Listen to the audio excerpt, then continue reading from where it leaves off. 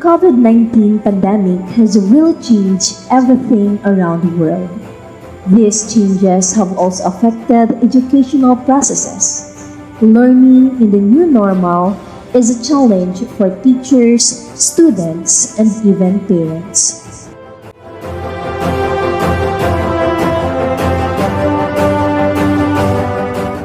Due to the COVID-19 pandemic, education system is one of the areas affected most.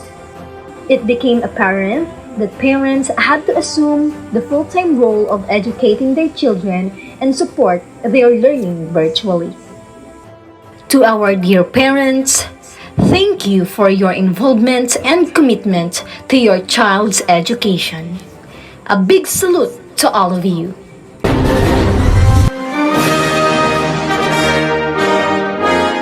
Good afternoon and welcome to the virtual Moving Up Ceremony 2021 with the theme Strengthening the Quality of Education Amid the COVID-19 Pandemic. May we all put ourselves in the spirit of patriotism as we listen to our national anthem followed by the doxology.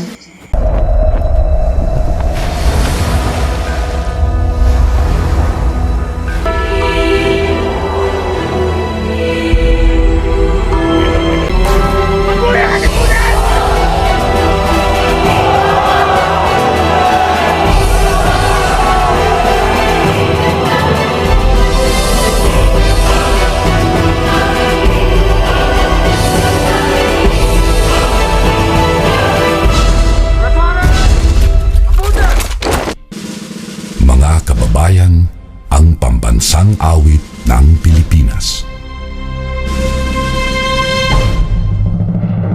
Kayang magiliw, kaya sa silanganan, alam ng puso, sa likid mo'y buhay. Lupang hinirang, tuyagan ang magiting, sa mandulupin, di ka pasisigil, sa nagatang tutok sa simoy at sa langit ang pagkaw, ay nilagang tula tawid sa pagkayang minamahal. Ang isang ng patawad mo'y tagumpay na nagtinig, makituwin at araw niya kailan pang ay di magtitigil. Luwan ang araw ng walhati pagsinta, buhay langit sa piling mo. Ang hindi kaya na pagkay mga amin, ang mamatay ng dahil sa'yo.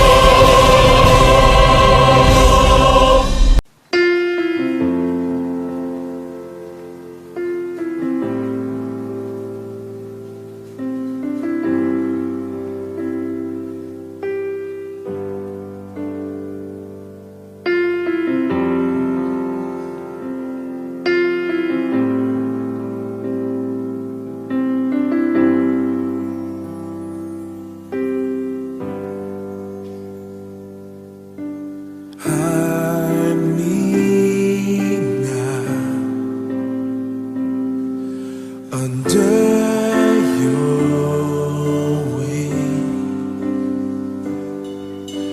cover me within your mighty hand. When the oceans rise and thunders roar, I will soar with you above the storm. Father, you are king over the flood. I will be still, know you are God.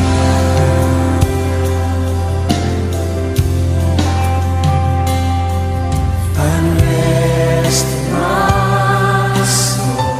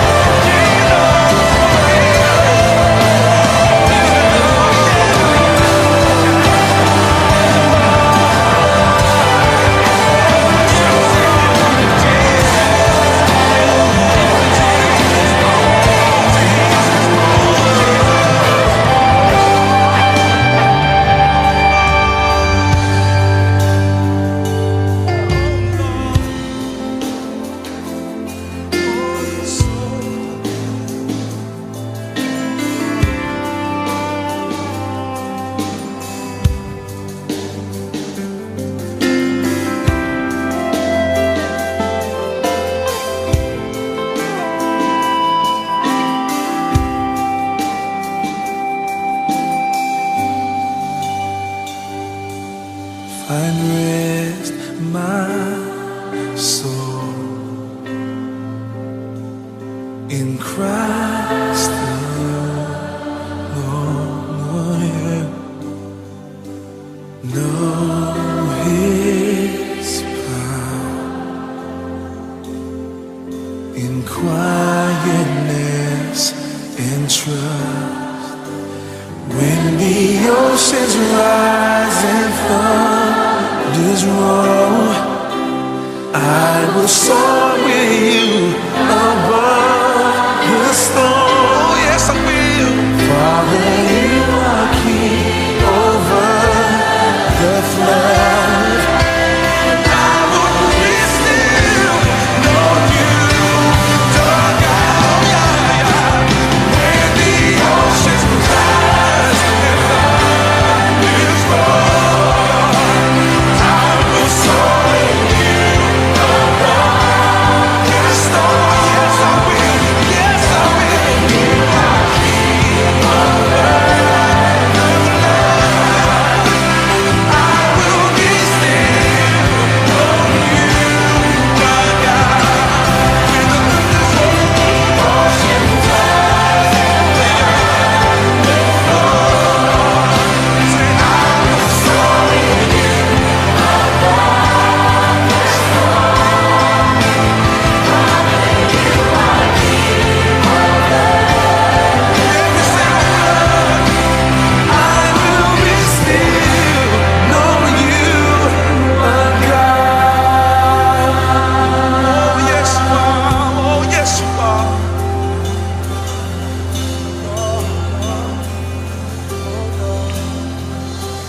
I will be still, know, oh God. To inspire our completers, we shall now hear important messages from our DepEd Secretary Professor Yunor Briones, Regional Director Mr. Francis Cesar Brines, School Division Superintendent Mr. Elias Alicaya, Public School District Supervisor Mrs. Melinda Camacho, and our dear Principal Mrs. Gina Avillaneda. Good day to each and everyone who is attending virtually present at this time of our graduation ceremonies for our beloved and very precious graduates for the school year which ends at this time. First of all, I'd like to greet the parents and family members without whose sacrifices, whose reminders, and whose participation in the learning process for our graduates have resulted in this culmination program. This year, your role has changed drastically, where we've always thought, we've always believed that the matter of educating our children rests nearly exclusively on our teachers and our staff.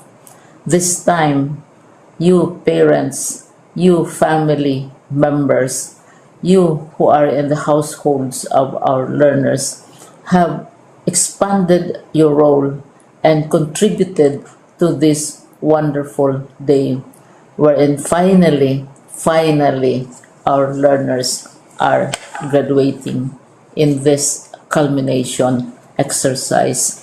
So congratulations, because this year has not been very easy, has not been a picnic for our teachers, for our family members, especially the parents, mothers, fathers, sisters, brothers, and all who have contributed to the achievement of our learners at this time. Maraming salamat at congratulations, parents and family members. Mas malaki ang role ninyo at this time compared to earlier graduation exercises.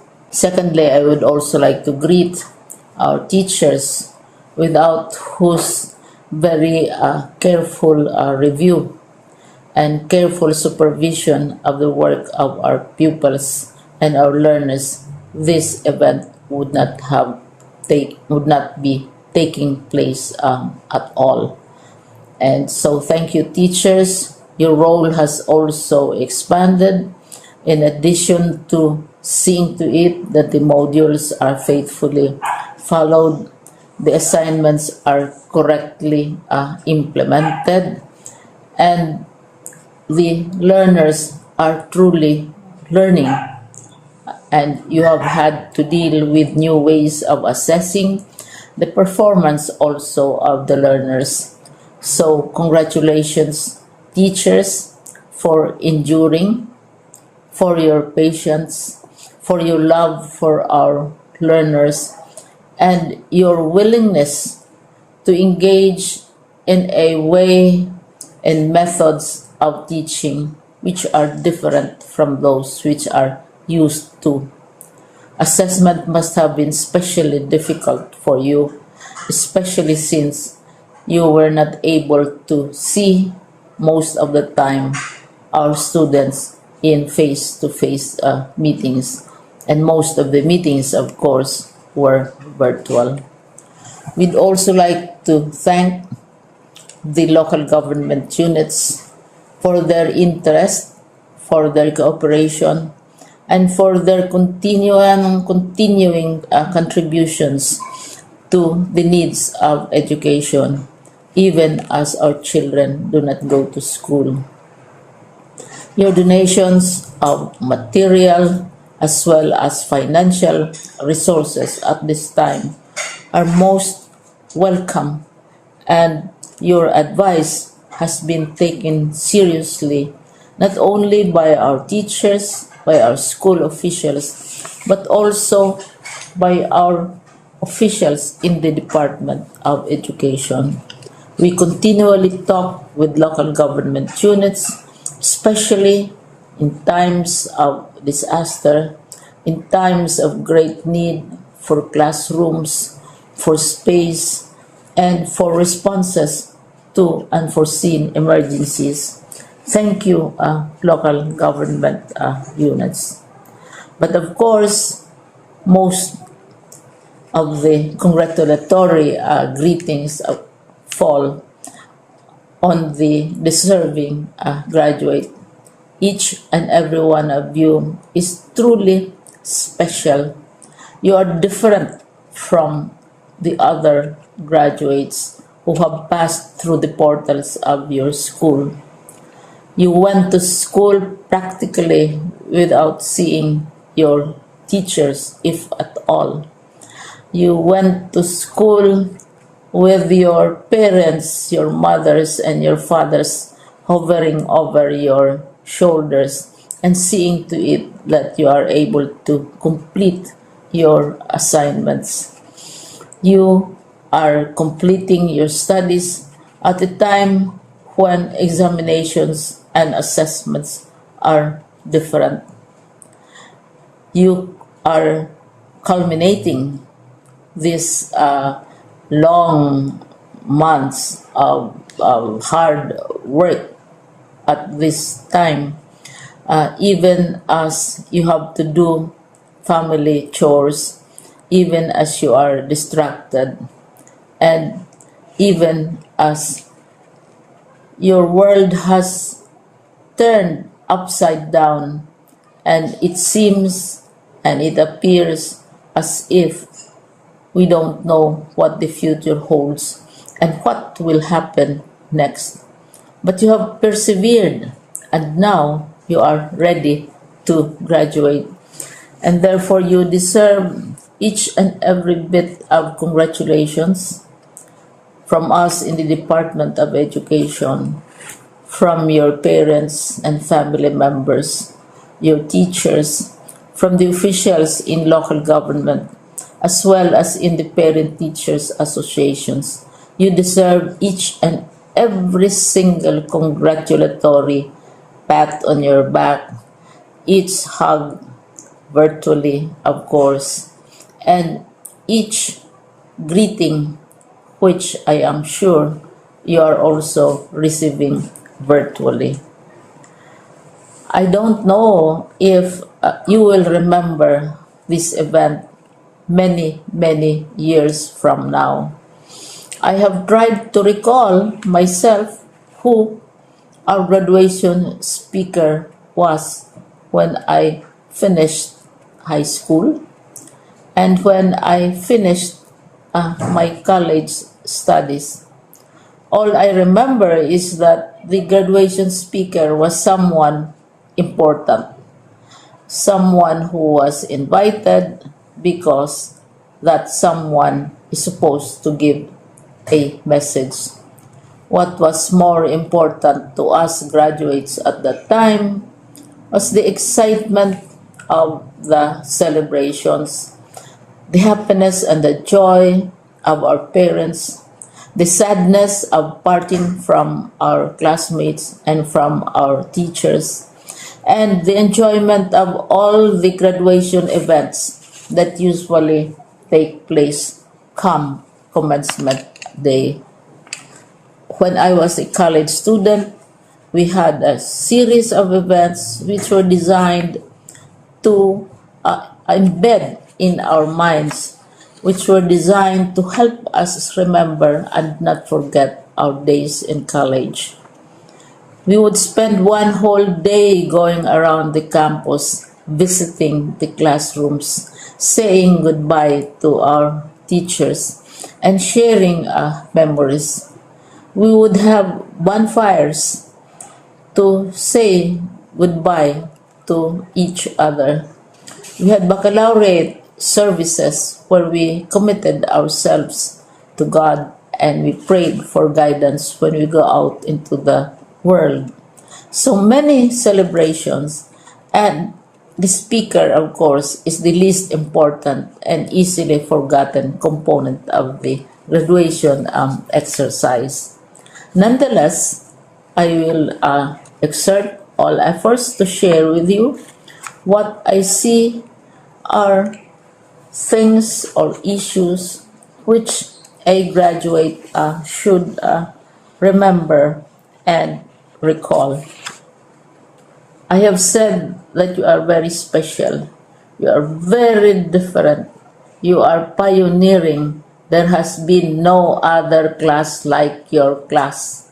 There has been no other graduate like you as a graduating student because you are the very first graduate of the blended learning response to education in the Philippines.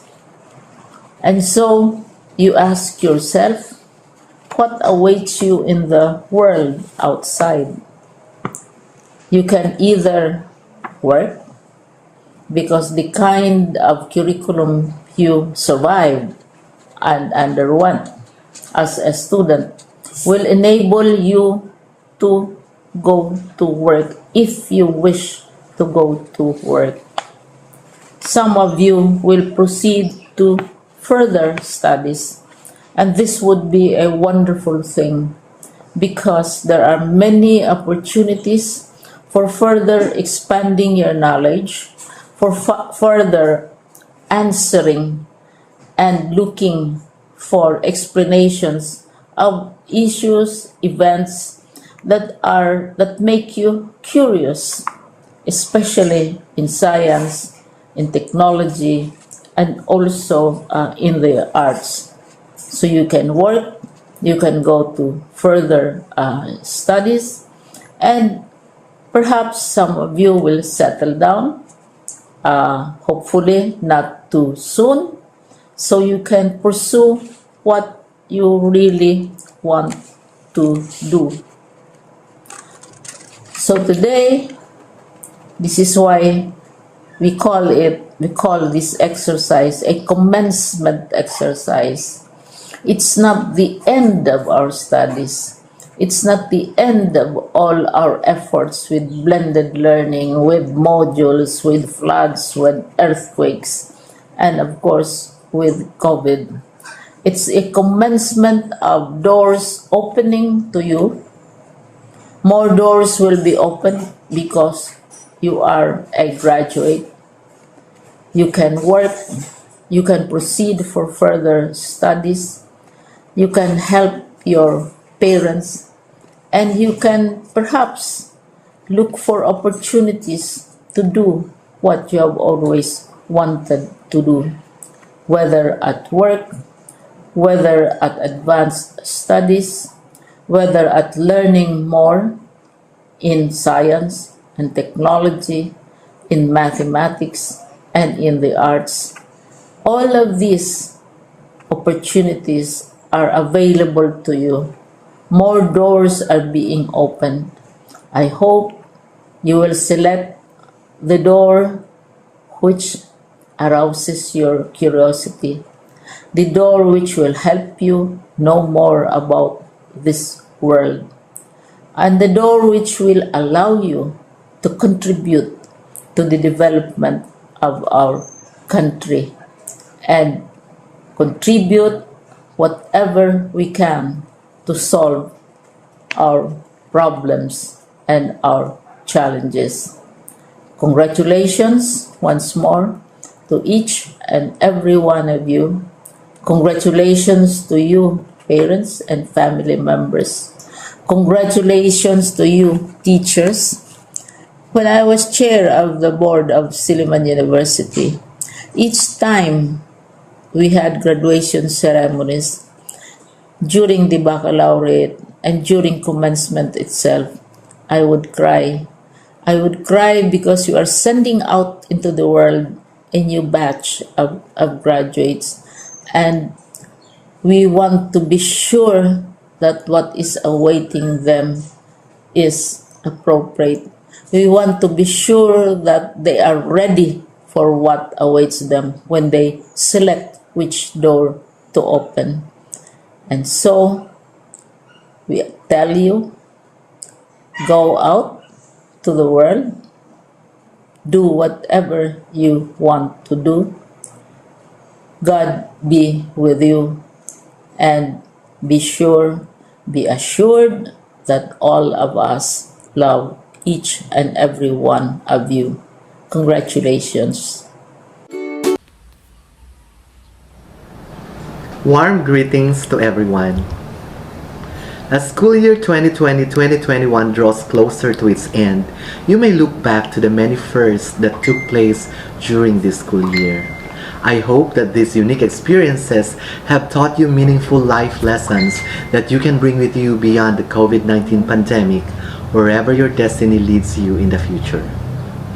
I would like to congratulate you, dear graduates and completers, for finishing your basic education.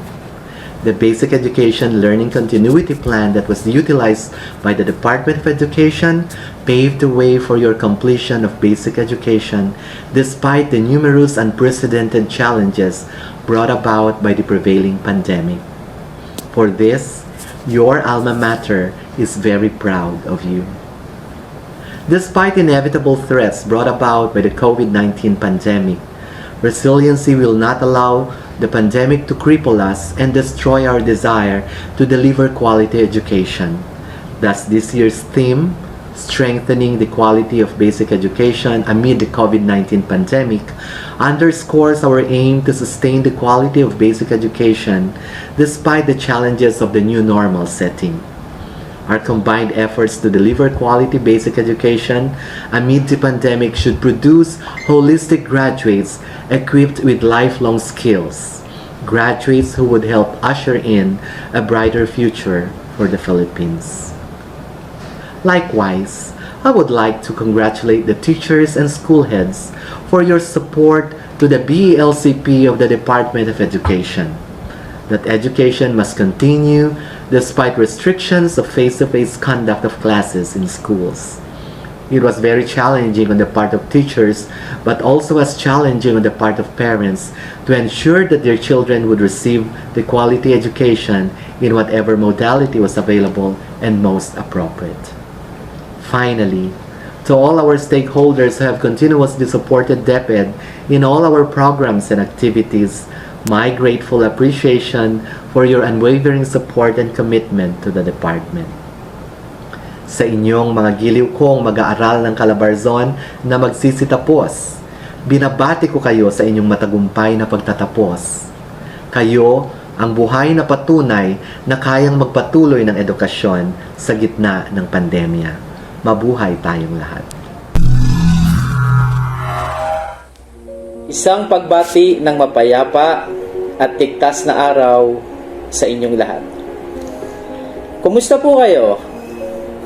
Sa mga panahong sinuong natin ang mapanubok na taong ito, nawa ay nananatili sa ating puso ang katatagan at pag-asa. Sana ay makintal sa inyong mga puso hindi ang hirap ng ating binata, ngunit ang sigasig sa pagkatuto ng mga mag-aaral sa kabila ng bantang pangkalusugan. Ang tiyaga ng ating mga magulang at magulangin sa pag-agapay sa mga aralin ng kanilang anak, mahirap man kung minsan o hindi angkop sa kanilang kakayanan, ang lakas ng loob na pinamalas ng ating mga punong guro at ulo ng paaralan sa pagpapatupad ng mga adhikain para sa patuloy na edukasyon, ang bukas palad na pagtulong ng mga katuwang sa gobyerno at pribadong individual na walang hinihintay na kapalit, at ang pagsisikap ng mga mag-aaral na matutunan ang mga aralin kahit malayo sa silid-aralan, may suliraning pinansyal o nahihirapang sumabay sa bagong kapamaraanan ng pag-aaral bunsod ng pandemya. Marami na tayong dinanas na sigwa, ngunit napatunayan na kaya natin ang laban sa bisa ng unawaan at pagtutulungan. Gaano man kalakas ang agos ng tubig sa dalisdis, hindi tayo naaanod sa kawalang pag-asa. Bagkus, higit nating pinakita ang ating katatagan at kaya nating ngumiti habang positibong nakatanaw sa malayo at sinasabing, lahat posible kung nagkakaisa. Lahat magaan kung pagtutulungan. Ang buong kasamahan natin sa kagawaran ng edukasyon sa ngayon ng probinsya ng Quezon ay sumasaludo sa lahat ng ating mga kawani na hindi nag-atubiling maghatid ng serbisyo publiko at isinantabi ang sariling kapakanan, makapag-alay lamang ng pantay na edukasyon sa ating mga minamahal na kabataan. Mga mahal kong nagsisipagtapos, gayon din sa lahat ng mga mag-aaral at magulang na nakikinig po ngayon. Pasalamatan po natin ang lahat ng mga guro sa kanilang hindi matatawarang malasakit at pagmamahal sa mga bata, lalo't higit sa panahong ito.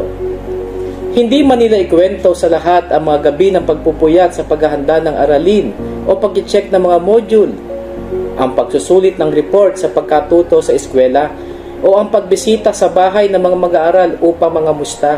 Alam kong patuloy silang maghahatid ng edukasyon sa inyong mga tahanan, may pandemya man o wala.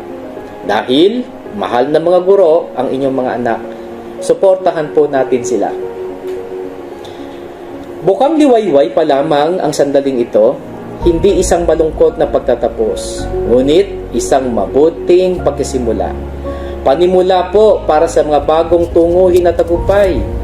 Huwag tayong pauugoy sa mga suliranin ng buhay, personal, emosyonal o sosyal, sapagkat nasa tabi natin ang isa't isa at nariyan po ang poong may kapal. Mabagal man ang paglago, huwag mawawala ng pag-asa dahil yayabong rin tayo sa tamang panahon. Naalala niyo pa ba ang pabula ng pako at kawayan? Hayaan ninyong ikwento ko ito sa inyo. Isang araw, may lalaking nagpasya nang sumuko sa dami ng problema sa buhay.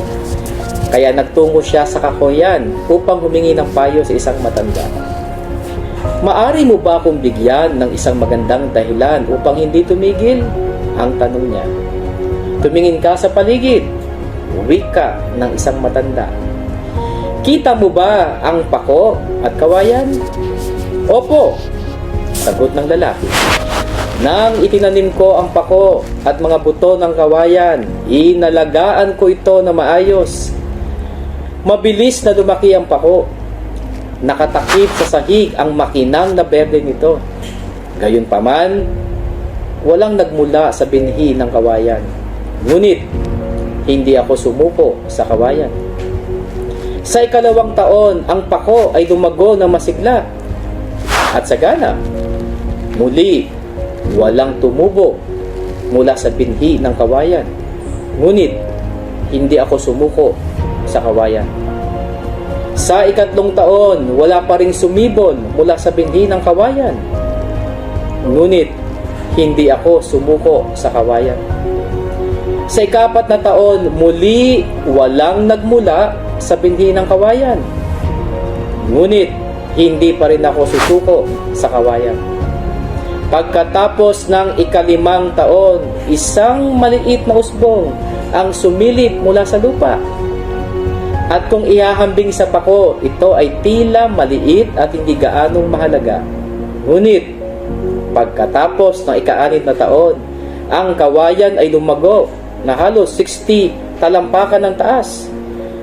May kitang gumugol ito ng 5 taon sa pagpapalago ng mga ugat upang mapanatili ito. Ang mga ugat na iyon ang nagpalakas sa kawayan at nagbigay ng kinakailangan nito upang mabuhay. Tandaan, sa mga oras na nahihirapan ka, lalong lumalaki ang iyong ugat tulad ng isang kawayan. Sa mga sandaling akala mo'y mabagal na ang iyong pagsikhay, isipin mong marahil ay pinatitibay lamang ng panahon ng iyong mga ugat. At sa pagsapit ng dapit hapon, habang ikay lumalago, umuunlad, unti-unti kang yuyuko at magpapakumbaba. Ganyan po ang hamon sa araw ng pagtatapos sa pagsasara ng taong 2020-2021. Kalidad ng edukasyon lalong patatagin sa gitna ng pandemya. Ambunin man tayo ng mga pagsubok sa implementasyon ng mga programang pang-edukasyon, hindi tayo manghihinayang magpatuloy. Isusulong po natin ang karapatan ng bawat Quezonian sa inklusibo at dekalidad na edukasyon, samantalang mahigpit na pinatutupad ang nararapat na pangkalusugang protokol upang bigyan ng proteksyon ng ating mga mag-aaral, guro at kawani. Sa nalalapit po na pagbubukas ng ating mga sub-offices sa estratehiyang edukasyon ng buong Division of Quezon, lalo pa nating paigtingin ang pagpapaabot ng pinakamahalagang serbisyo sa ating mga paaralan. Hinihikayat ko rin po ang mga kasamahan na magpabakuna na po kontra COVID-19. Gagawin po namin ang lahat upang mapalapit ang aming mga opisina sa mga paaralang nabibilang sa last mile. Ito yung malalayong paaralan. Hindi pa po tapos ang hamon na ating kinakaharap. Subalit, mas malaki pa rin ang kaya nating gawin para mapagtagumpayan ang lahat ng ito. Kapit-bisig tayo para sa pagpapatuloy ng edukasyon. Narito po kami, nakikinig at handang tumugon sa inyong pangangailangan sa abot po ng aming makakaya. Muli, maligayang pagtatapos po at pagsasara ng taon. Hangad ko na lagi ang iyong tagumpay, manatiling ligtas po ang lahat at matatag. Magandang araw po sa ating lahat. Ang araw na ito ay tunay na napakahalaga sa atin. Lalo't higit ay sa inyo, mga mag-aaral na magsisipagtapos. Gayon din sa ating mga magulang, mga guro, sa mga namumuno ng mababa at mataas na paaralan, gayon din sa namumuno ng ating pamahalaan na sumusuporta sa ating mga paaralan. Ako ay lubos na nagagalak sa pagkakataong makibahagi sa pagdiriwang na ito na may temang kalidad ng edukasyon lalong patatagin sa gitna ng pandemya. Mga magsisipagtapos, masasalamin sa inyong sertipikong tatanggapin ay hindi isang pirasong papel, kundi katunayan na ikaw ay nagtamo ng mga kinakailangang kaalaman, kasanayan at pag-uugali na iyong gagamitin sa pagtungtong mo sa panibagong hamon ng iyong buhay sa mas mataas na antas ng pag-aaral. Tunay ngang isang hamon sa ating lahat ang sistema ng edukasyon sa panahon ng pandemya. Sa kabila ng lahat ng panganib na dulot ng coronavirus, nagsikap ang mga guro, mga magulang, na makamit ng mga mag-aaral ang karunungan at kaalaman na kinakailangan sa pamamagitan ng modular learning system, na kung saan ang mga mag-aaral, bagamat nahihirapan, sinikap na matutunan ang mga aralin. Nabuo ang pagtutulungan sa paghahatid ng karunungan para sa mga kabataan at sa kanilang kinabukasan. Sa panahong ito ng pandemya, nakita at naramdaman natin ang tulong ng bawat isa para sa mga kabataan. Sa halip na magupo tayo at mawala ng pag-asa, heto tayo ngayon at nalampasan ang hamon ng COVID-19 pandemic. Ang pagiging matatag, pagiging matyaga, at pagtutulungan tungo sa isang layuning may pagpatuloy natin ang paghahatid ng karunungang kinakailangan. Binabati ko ang lahat. Mabuhay ang mga magsisipagtapos ngayong taong panuroang 2020-2021. Hashtag maging matatag, matiyaga at malusog. Pagpalain tayo ng poong may kapal.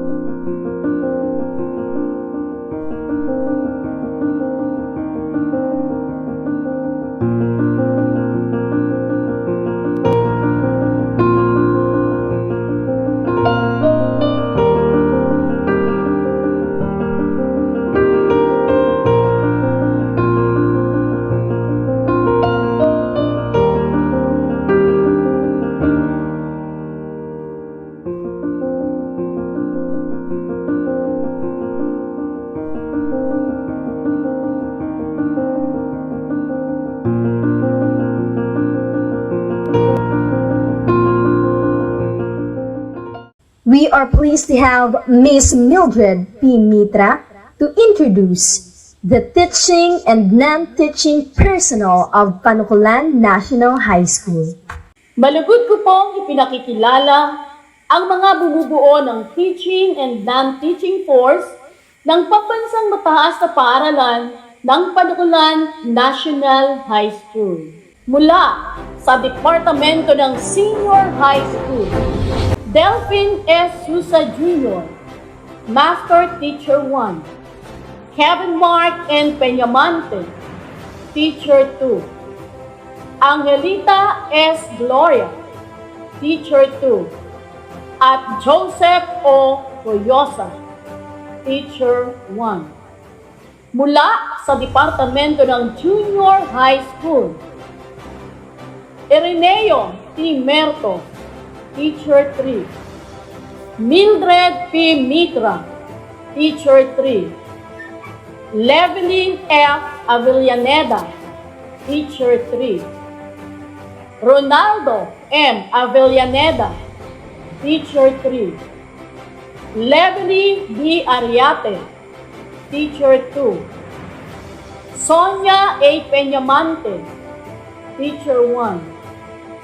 Novelita T. Del Rio, Teacher 1. Dinah C. Hoyosa, Teacher 1. Jennifer T. Prohibido, Teacher 1. Maricris A. Flora, Teacher 1. Raymond G. Encina, Teacher 1. Florian A. Cumbaliser, Teacher 1. Jaylene S.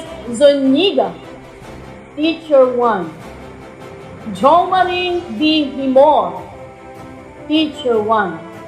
At Ansel Joy P. Busilatar, Teacher 1. Non-teaching force, Mercy P. Tularba, Administrative Officer 2. Charm Crisel P. Pistañas, Administrative Officer 2. At Lucila T. Crisostomo, Utility 1. Our dear parents and their children who patiently waited, finally it's over. And now, ladies and gentlemen, you are about to witness virtually the main highlight of today's event. Minamahal namin punong guro, malugod ko pong ipinakikilala ang mga completers o aangat ng antas mula sa panuruang taon 20 at 20 hanggang 20 at 21 na binubuo ng 49 na mga lalaki at 38 mga babae na may kabuuang 87. Sila po ay maluwalhating nakatugon sa mga pamantayan na itinakda ng bagong kurikulum. Sa aking minamahal na mga guro, mga mag-aaral at mga magulang, isang mapagpalang araw po ang dati ko sa inyong lahat. Sa bisa ng kapangyarihang ginawad sa akin ng kagawaran ng edukasyon, padaan sa tagapamanihala ng mga paaralan sa lalawigan ng Quezon, Dr. Elias A. Alicaya Jr., tagapamasid Tampurok, Dr. Melinda R. Camacho, at sa pagpapatunay ng mga guro na kasiyasiya ninyong nakumpleto ang mga kinakailangan para sa kurikulum ng junior high school na itinakda ng Republika ng Pilipinas.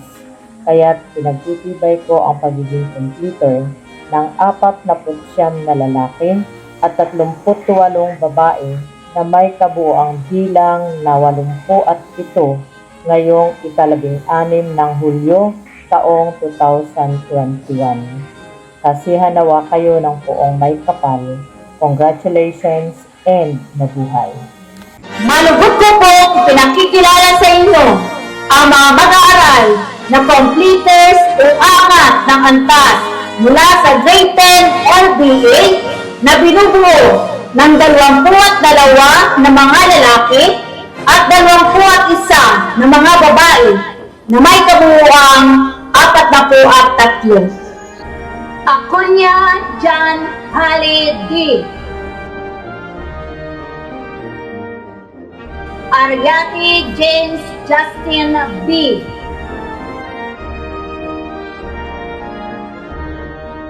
Armada Jefferson P.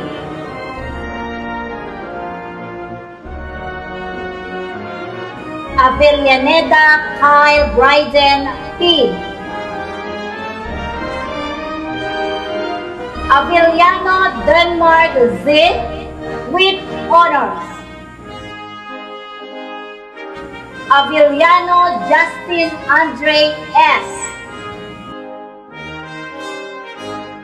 Balandra Kin P.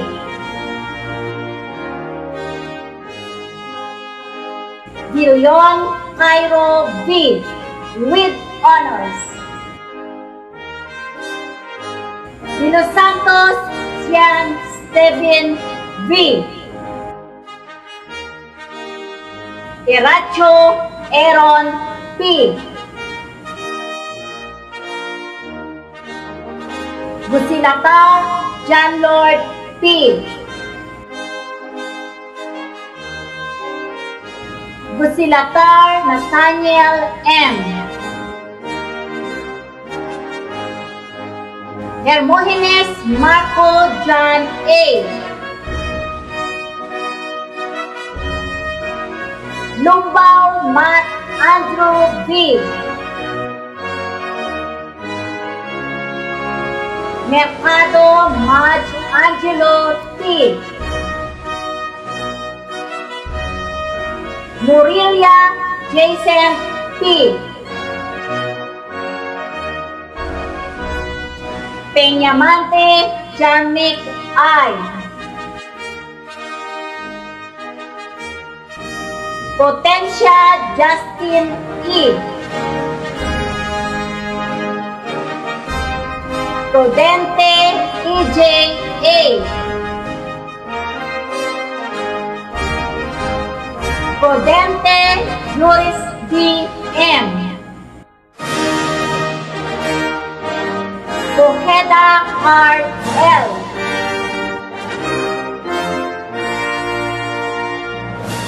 Subang Dexter Jack A.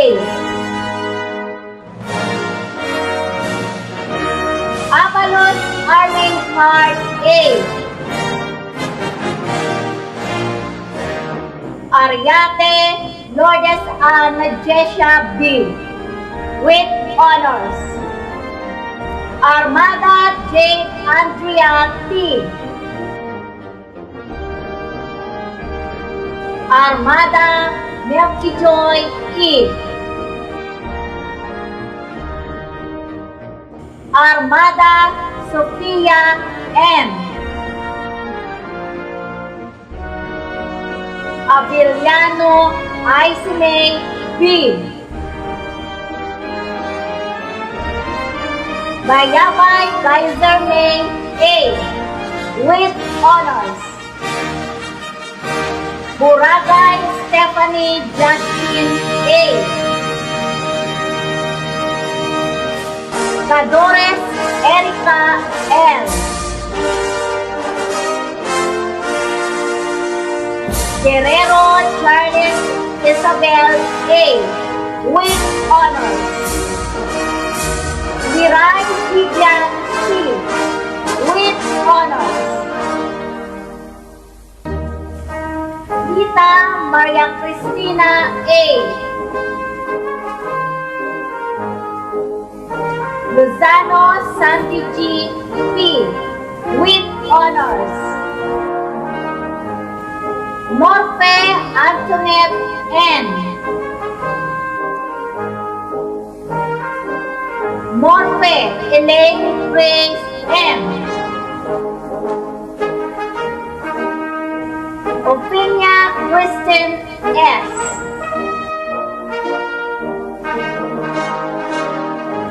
Prudente Cassandra B. with honors. Robledo Clarifin S. with honors. Rodriguez Princess ICO. Turco Althea L.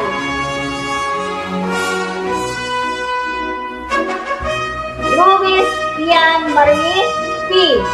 with honors. Malugod ko pong ipinakikilala sa inyo ang mga mag-aaral na completers o aangat ng antas mula sa G10 LFA na binubuo ng 24 na mga lalaki at 17 mga babae na may kabuuang 44. Abidin Sodice R. Avellano Anthony P. Bautista CJA. Bernaldez John Eric L. Cortez Joshua A. Duco Rainmark D. Ekal Gerald P. Facundo Chancel L. Gloria Benedict M. Gusilatar Justin E. Gusilatar Michael O. Laurel Mike Leonard M. Manlangit Edmel Q. Moises Kili L. Nebrida Janber B. Orteliano Rinsto D. Pangantihon Giancarlo A. Paraiso Jefferson A. Peñamante CJ B. Peñamante Hiro M. Portales Avon Eric C. Potencia Jonathan A. Rodente Aaron Austin Z. Rodente Lawrence T. Solayaw AJ L. Susa Romiel B. Tena Pinkyron Q. Avellano Apple K P. Bas Maria Cristina Sofia B. Bulan April Joy F. Camus Crystal T. Casabuena Generals C. Cortez Gemaline A. With honors. Dukog Christine D. Itomay Jasmine C. Fernandez Mary Grace F. Gusilatar Rachel M. T. With honors. Nacario Mary Angela S. Noliedo Camille A.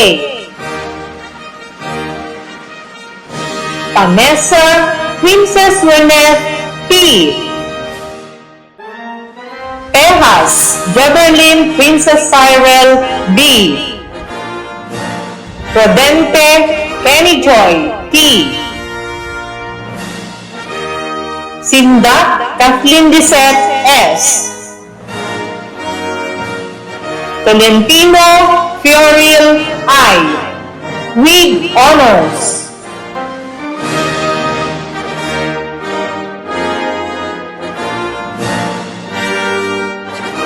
Completers, congratulations! You have worked hard. You deserve to be proud of this achievement and to take this opportunity to celebrate. Good luck and good health to all of you. To God be the glory.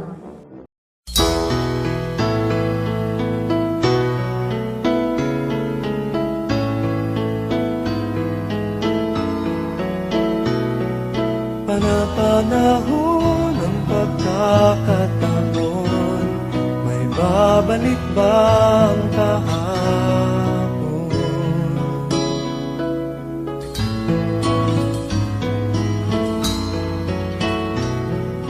Natatandaan mo pa ba nang tayong dalawa'y unang magkita? Panahon ng kamusmusan sa piling ng mga bulaklak at halaman, doon tayo nagsimula mangarap at tulad.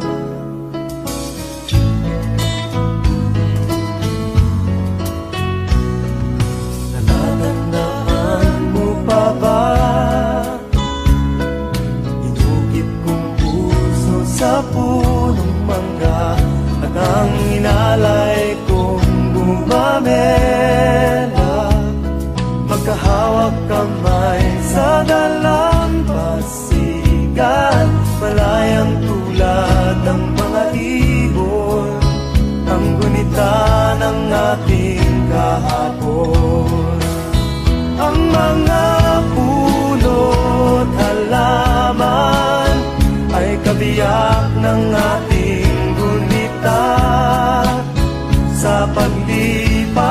ng panahon, bakit kailangan ding lumisan? Panapanahon ng pagkakataon, may babalik ba ang kahapon?